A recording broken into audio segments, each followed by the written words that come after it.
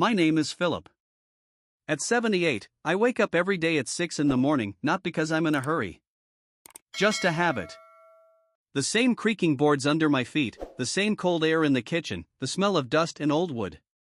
My house is on the outskirts of a town where it all began. Now it's silent. Once upon a time, children laughed here, the smell of fresh pastries, voices, plans, arguments. Now only the ticking of the clock and my breathing.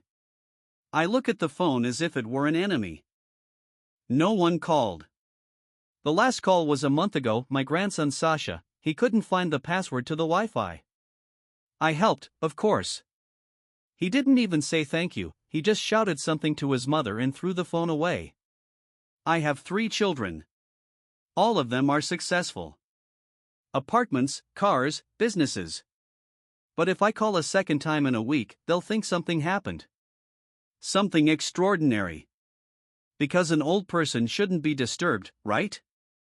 They should sit quietly, not disturb, not remind me of themselves. Like an antique, beautifully silent in a corner. They don't notice me in the grocery store. The young guy behind the cash register mumbles something under his breath, not even looking up. My neighbor, Mrs. Luda, said hello for the last time 8 years ago. Now she hides her eyes, rushes off. When I go to the clinic, the doctor nods, not listening. I start talking about my heart, about chest pain, and he's already filling out a prescription. He doesn't even ask. He can see better. And every day is like a copy of the previous one. I make porridge, read the newspaper, stare out the window for hours. There is life. Here is silence. Once I dreamed of peace. But this is not peace. This is punishment. This is crossing out. In the evenings I sit in an old armchair, look at the photos. Here I am at the opening of the factory, shaking the mayor's hand. Here I am at my son's wedding, my gaze firm, my hands holding his shoulders. And here I am with my grandchildren, small, still smiling. Back then they were still listening to me, asking questions, playing chess. And now, they don't even turn their heads when I enter the room. I'm no longer angry. No. They don't insult me with words. They kill me with silence. With indifference. And that's the worst. Something changes in me. At first, it's barely noticeable. I start writing down the days, my thoughts. I have an old diary, leather-bound, yellowed pages. I write down the dates, my observations. For example, September 4th. Sasha walked by and didn't say anything. He stared at the wall. His eyes were cold. Like someone else's. September 7th. The clinic. The doctor didn't even take off his stethoscope. He wrote down stable condition. I told him that I couldn't sleep. He said, this is the age. September 9th. Nina, daughter, said she couldn't come over, too much work. But I saw on Facebook she was at a restaurant. A photo with champagne. These posts are not complaints. They are evidence. It's the truth. And I keep it. Quietly, silently. Sometimes I see myself in the mirror. I don't immediately recognize it. My skin is like parchment. My eyes are faded. But there's still something there. A shadow. A memory of who I was. That man is still there somewhere. And he's watching. For now, I'm just a grandfather. Old, awkward, silent. But this is only the beginning. I was different. And I remember it down to the smallest details, to the smell of grease on my fingers, to the sweat dripping from my forehead in the cold, to the time I held a hammer in my hands at 5 a.m, building my first hangar out of cheap tin. When I close my eyes, I see myself, young, thin, stubborn as a bull. I see myself standing in the middle of a field, and all around me was only clay, wind, and dreams. I built everything from scratch. My father left when I was 10. I knew what it meant to be a man before I learned to shave. I worked when others were walking. I dreamed when others gave up. Not for myself, for them. For those who now look away. The factory grew like yeast. People followed me. I paid on time. I listened. I was not afraid to tell the truth even when it hurt. I was not respected because of money. Because of principles. Because of a word that was hard as steel. I remember holding my wife's hand when she gave birth to our first child. I remember shaking when she got sick for the second time. I spent the night in the hospital, ate candy bars from the vending machine, prayed. She survived. And we lived like a fire in a stove, with crackling, with heat, with flames. Children were everything. I took them to the sea, built them tree houses, taught them to stand up for themselves. I said, your strength is not in money, but in honor. My son once broke his finger in a fight, protecting his younger brother. I cried with pride then. And now? He doesn't have 5 minutes to call. He says he's tired. Stress. A big project. I understand everything. I used to stay up all night too. But I always found time. Even at 3 in the morning. Even with a fever. Even in debt. I gave everything. The best to them.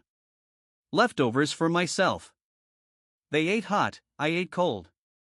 They slept warm, I repaired the roof. They studied in the capital, I sold land to pay for it. I don't regret it. No. This is not a complaint. This is a chronicle. I am a builder.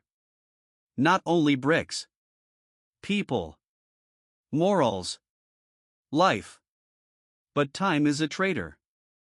It erases not only wrinkles on other people's faces, but also the weight of your word. What was once the law is now forgotten. My jokes are not funny. My advice is obsessive. My memories are a little too long. I used to be asked to speak at meetings, at conferences. They listened. They recorded it. Now they turn off the TV when I speak.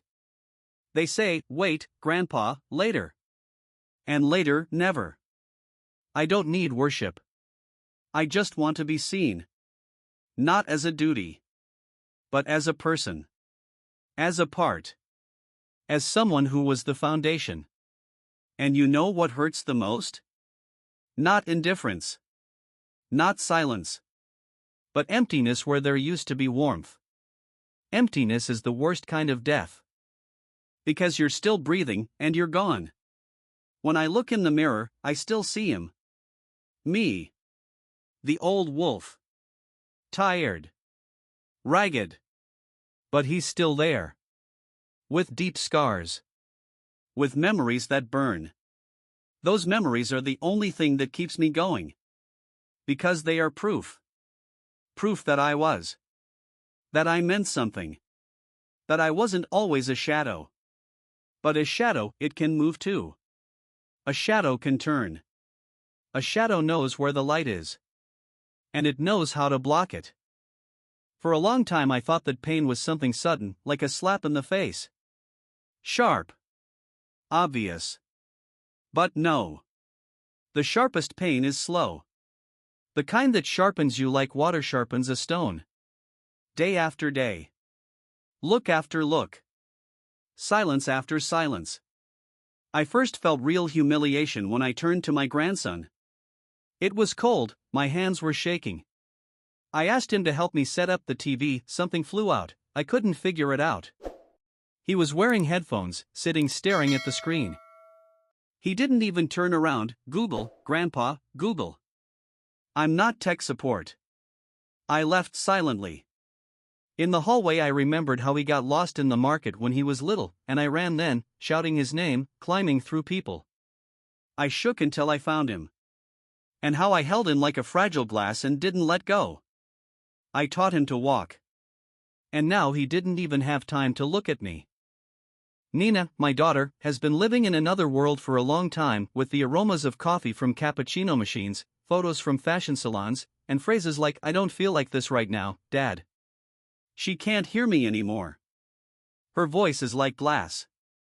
Fragile, shiny, cold. I once asked to go to the cemetery with my mother. She said it was a difficult day, emotionally unstable, and it was better to just let go. She let her mother go. She let me go. And my youngest son, the Dean, is an entrepreneur. Everything always irritated him, my advice, my clothes, my smell, my laughter. He often repeated, "You're old, Dad. You don't understand how the world works now." And I understand. The world works like this: the weak must be trampled, the ineffective must be thrown out, the inconvenient must be silenced. And I became all of that for them. The hospital didn't believe me. I sat in the corridor for 4 hours. A young doctor came up, looked in my direction, and asked the nurse, "Is this one still here?" "This one is not grandfather, not patient, not person. Just an object. A forgotten object." And I had to smile, because I knew that if I raised my voice, they would say that I was mentally unstable. Because old age is always suspicious. I was walking home, leaning on a stick, not from pain, but from powerlessness. People walked by. No one looked me in the eye. They never look old people in the eye because they are afraid of seeing themselves in their future. And then I started writing. The diary was no longer just a notebook. It became something more. It was a document. There were not only names. There were dates. Phrases. Looks. Behavior. Traces of indifference. October 11th. Doctor. Is this one still here? October 15th. Sasha. I am not tech support. October 20th. Nina. The cemetery is toxic. I began to see patterns. How each of them had not just forgotten me, they had erased me. Consciously. As if I had prevented them from being who they had become. Their success had no root. And I was that root, no longer fashionable, no longer needed. And ice began to grow inside me. Not anger. No. Cold. Smooth, quiet, controlled. As if someone inside me had turned a lever and said, "Remember everything. The time will come." I wasn't going to fight. I wasn't going to scream. That would be too cheap. Too obvious. My strength had always been in strategy. And I became who I was again. A planner. An analyst. A player of the long game. The diary became a map. A map of pain. I sat in silence and heard every sound of my heart. I was no longer a grandfather.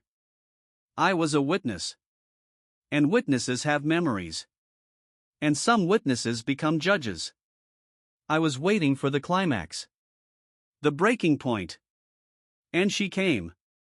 This day began like all the others, with the cold floor, yesterday's coffee, and a brief glance in the mirror. But something in the air was already different. An invisible crack that I felt even before I stepped over the threshold. I went to the store. To buy bread and milk. The weather was damp, the wind dragged under my jacket like a thieving dog. My fingers trembled, the packages slipped in my hands. I stopped at the crossing, one of the packages tore. A jar of cucumbers fell out and broke glass, brine, the smell of last summer. I crouched down to pick up the pieces. People walked by. They looked, but didn't stop. "Help me," I said out loud. Not loudly, but enough. 2 teenagers stopped nearby. One of them looked at me mockingly and said, "Get off my ass, Grandpa. What, you don't have enough for alcohol?" And they left, laughing. Sadness? No, it wasn't sadness. It was something else. My vision blurred like the glass in a car without a heater. The wind stung my eyes, but I didn't blink. I stood in the middle of the street, with a broken can, with empty hands, with a body that no one respected anymore. Something inside me broke, not loudly, not suddenly, but quietly, like a crack in the ice before it collapses. I raised my head. I will no longer ask. I will no longer allow myself to be disrespected. I will no longer allow the world to pass by as if I didn't exist. When I returned home, the silence was no longer a void. It became a space for action. My steps were even, like the strokes of a clock. In every room, shadows of memories. Now it's not just the past. It's fuel. I pulled a box out of an old closet. I once hid it deep, away from the children. It smelled of dust, iron, and forgotten times. It contained notebooks, addresses, a phone book from the 90s, photos, notes. And one number written not in ink but in pencil. Under it was only the word, Forrester. I dialed. 2 rings. I'm listening, the voice was low, a little hoarse. It's Phillip. A pause. Alive? For now. What do you need? I didn't ask for much. Just help with some little things. A meeting. Locations. People. Silence. He wasn't a friend, no. But he owed me. I pulled him out of the pit when he was facing 10 years in prison. I knew how to keep people quiet and how to make them talk. My plan wasn't a fight. Not revenge for revenge's sake. It was supposed to be a game. Intellectual, precise, cold. Without emotion. Emotions are weakness. And I was already weak enough to no longer allow myself to be human. I created a scheme. Person after person. Everyone who, step by step, erased me from my life, not even with words, but with their indifference. They didn't kill me. They destroyed the memory of me. And that was their crime. Nina, her business depended on a few clients. I knew one of them. An old acquaintance. In a word, one meeting and he would review his contracts. He wouldn't attack, he would just choose a different path. The dean, he had several weak points. His partner had a mistress. His accountant, problems with taxes. I knew how audits are arranged. One anonymous letter, correctly formulated, is enough. Papers, numbers, and everything looks like a coincidence. But I played better than a coincidence. Sasha is my grandson. He shouldn't suffer physically. But he should understand who I am. I found a way. I gave him a task, through one game in which he participated online. I could be an anonymous mentor. And every defeat, every failure, would not be fatal for him, but disturbing. To learn respect through doubts. I didn't take revenge, I didn't fight. I taught. Because the world has forgotten that old age is not a disease. It's experience. It's depth. It's memory. And if you are humiliated, you have every right to return the debt. Without screaming. Without revenge. Just reminding you that you are still here. And I reminded you. My revenge had no smell of smoke, no sound of blows or screams. It had no fist shape. It was like mercury, odorless, invisible, slow, but deadly to illusions. I didn't want blood. I wanted the truth. Real, stripped down, like after a disaster. All these years I kept quiet and they decided that I had resigned. But silence is not defeat. It is the silence before an explosion. The first was Nina. I didn't touch her directly. She was too dependent on her circle, a circle that was created thanks to my acquaintances, my reputation, my words at the right time. I knew who she supported, whom she betrayed, whom she pushed out when she became a successful businesswoman. And I knew who remembered. So I pressed just one button, a letter to an old acquaintance, a former banker. A polite tone, a slight hint, a few details about illegal transfers between her sole proprietorships. He passed on the information, as I had expected. 3 weeks later, her checking accounts were blocked. She didn't immediately understand why clients were refusing en masse. She told her friends that everything would be resolved. But nothing was being resolved. Because the point was not in the money, but in the fragility of a world built on oblivion. I saw her sit down at my table, for the first time in many years without a phone in her hands. Sad. Silent. She looked at me, for the first time not as an obstacle, but as something real. I said nothing. And that was enough. Then there was Vadim. His business is a web. Everything is based on other people's loyalty, partnerships, shady agreements. But loyalty is a shaky thing. I knew that his accountant was an old acquaintance of my legal advisor. A few calls. Random coincidences during an audit from the tax office. And the crack has already appeared. I didn't strike, I just removed the protection. They fell by themselves. He started quarreling with his partners. One of them suspected Vadim of betrayal. Another hinted at a rollback. Everything was built for years, collapsed in a week.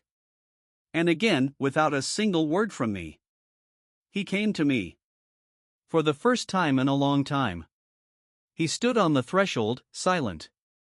I didn't knock, but I didn't close the door. He sat down opposite, looked, tried to speak. Do you remember when I was sick when I was 5? I said suddenly. He nodded. You said then that I was the strongest dad in the world. He lowered his eyes. I didn't humiliate. I didn't take revenge in the literal sense. I let them meet themselves. And see who they had become. In the mirror, not a grandfather, but their own emptiness.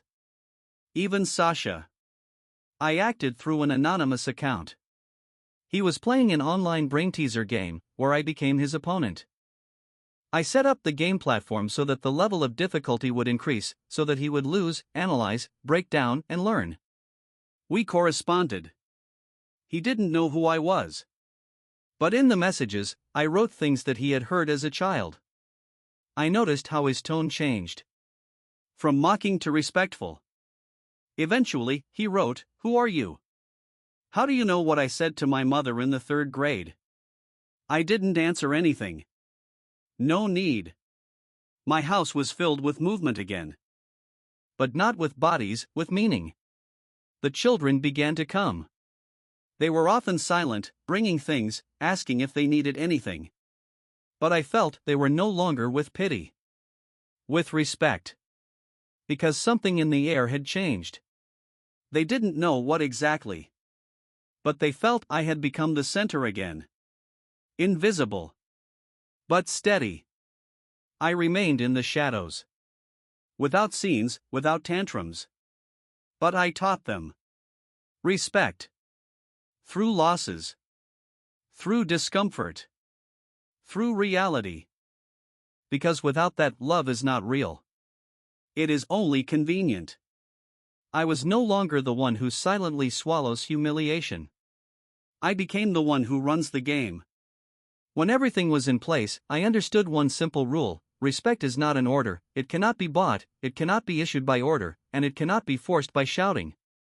It either comes of its own accord or teaches through a price. My price was high, but I did not pay with blood, did not break dishes, and did not scream until the night. My payback was cold, like morning fog, invisible from the outside, but it permeated everyday life, forcing people to look around and notice themselves. The children came more often. Not to admire me, but because their worlds had been shaken. Nina sat in the next room and did not pretend to run somewhere. Vadim spoke quietly and looked into my eyes, as if for the first time he had seen me not as a burden, but as a person who had been by his side in the most important moments of his life. He cried once, quietly, without loud cries. He said, I did not know what it was like to be by his side. I was not happy. Joy here would be hypocrisy. I felt the severity of the lesson I had taught them with my silent play. Grandchildren are another matter. Sasha grumbled at first, then came, and then brought his friend, and I saw not only shame but also interest in his eyes. He began to come more often. Sometimes he brought real questions. How did you do that then? And I told him, not about how I took revenge, but about how I stood, about how honor is not about holding a fist, but about being able to look your actions in the face. These were difficult, unsophisticated conversations, but more important than praise. The society around me changed not because of my fame, but because those who despised me suddenly found themselves in front of a broken mirror of their own choices. They will not find artistic triumph in me, there are no concerts and joyful announcements. There is only one harsh truth: if you have abandoned a person when you needed to hold on to them, at some point in your life there may come a void that cannot be filled with flowers. People looked at me and no longer passed by so easily. My walk became dignified, but not out of fear, out of the fact that I was still a person you could rely on, and they could feel it.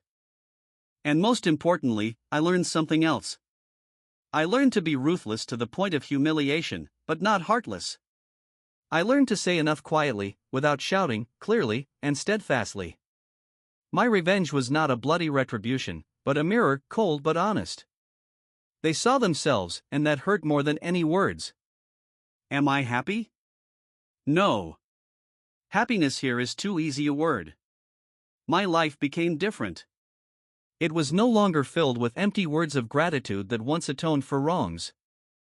It was filled with attention, sometimes hesitant, sometimes uncomfortable, but sincere. I watched children learn to make difficult choices, how they let the word respect pass through them and try not to exchange it for comfort. I don't see myself as a punisher or an executioner. I'm a reminder. And there's a difference between destroying and stopping. I didn't want to destroy their lives, I wanted them to look into their own souls. And when they took a step toward it, even if it was under the weight of shame, it was a kind of reconciliation. When I sit in my chair in the evenings, the clock doesn't just count the time, it counts the years. Sometimes I feel like I'm young again, young in the sense that I have a plan, a purpose, a meaning. But I won't get my youth back. I've acquired something else, a silence that no longer kills. I've found a way to assert myself without a loud protest. And this is my final lesson to those who once questioned my dignity. I've learned not to forgive. Not in the sense that living in anger is right. I've learned to give up the role of victim. Refusing to forgive meant something else to me, maintaining my own dignity. I refused to be someone who was bought by apologies, I refused to get lost in other people's apologies. I taught them to see, and it was not like revenge. It was the upbringing of growing up. And when I look out the window at the town that was once my arena of reconstruction and victories, I feel that I left a mark. Not a loud one. Not a festive one. But a real one.